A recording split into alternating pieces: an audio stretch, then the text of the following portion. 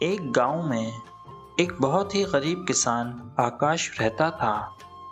उसके पास एक मात्र गाय थी जिससे वो हल चला के अपना गुजर बसर किया करता था।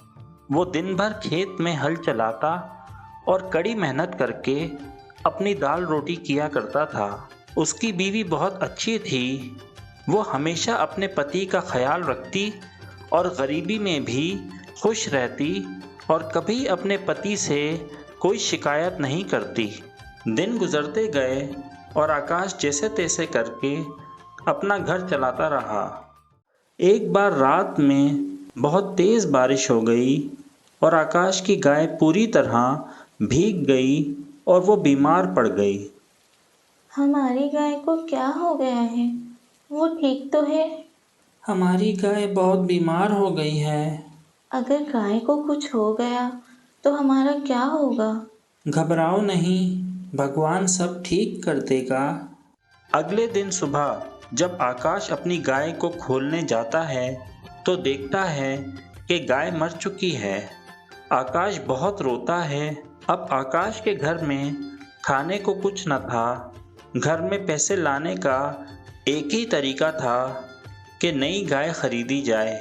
सुनिए जी, हम नई गाय कहाँ से खरीदेंगे?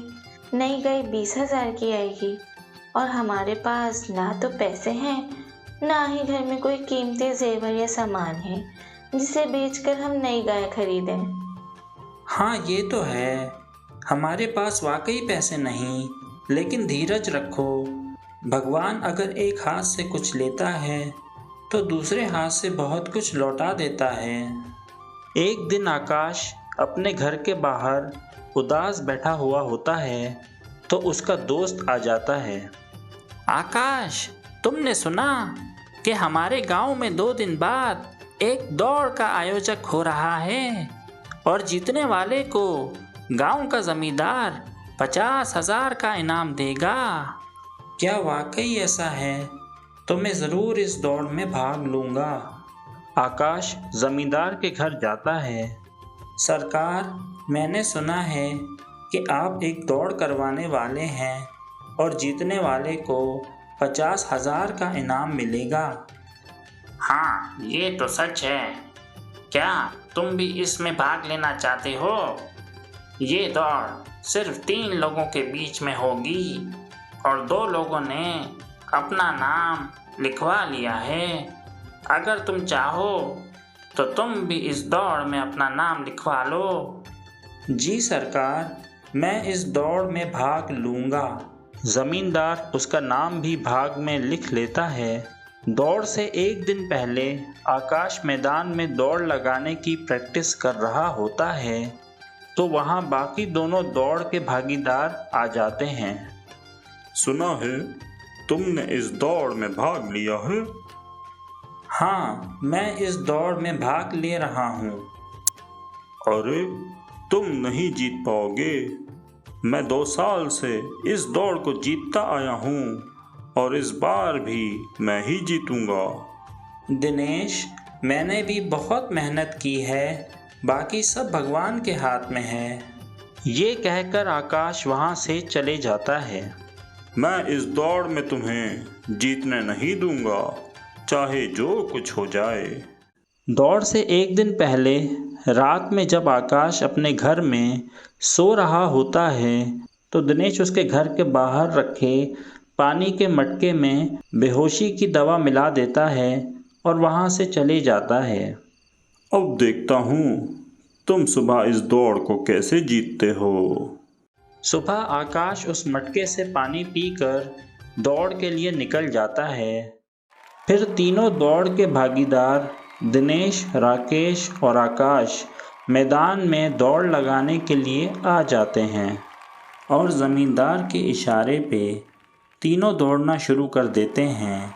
शुरू में दिनेश सबसे आगे निकल जाता है, लेकिन थोड़ी देर में राकेश दिनेश को पीछे छोड़ देता है और फिर थोड़ी ही देर में आकाश राकेश को भी पीछे छोड़ देता है। जब आकाश अंतिम रेखा के करीब पहुंचता है तो उसे दवाई के असर की वजह से चक्कर आ जाता है और वो लड़खड़ा कर नीचे गिर पड़ता है और राकेश अंतिम रेखा पार कर लेता है और दौड़ को जीत जाता है। दिनेश दूसरे नंबर पे आता है और आकाश अयोग्य घोषित हो जाता है। थोड़ी देर बाद आकाश को होश आ जाता है। दौड़ ख़त्म हो गई, अब मेरा क्या होगा? मुझे इनाम नहीं मिला तो मैं गाय कैसे खरीदूंगा?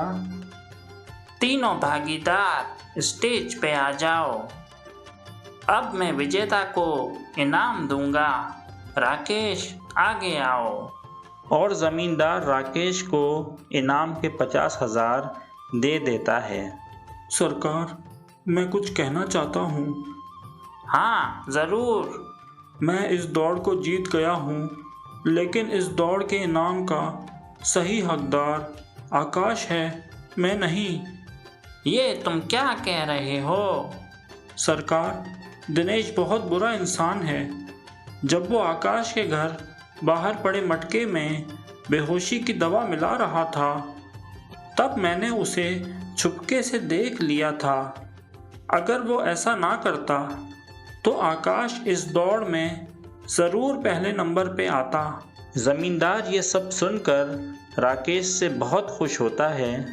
मुझे फ़ख्र है कि हमारे गांव में राकेश जैसा ईमानदार व्यक्ति रहता है, इसलिए मैं राकेश को 50,000 तो देता ही हूँ, साथ ही साथ मैं आकाश को भी 50,000 और एक गाय देने का ऐलान करता हूँ। ज़मींदार से गाय और पैसे मिलने के बाद आकाश के हालात बहुत अच्छे हो जाते हैं और वो फिर से गाय से हल चलाना शुरू कर देता है। सच कहते हैं कि भगवान अगर आपसे कुछ लेता है तो बदले में आपको बहुत सारा लौटा देता है।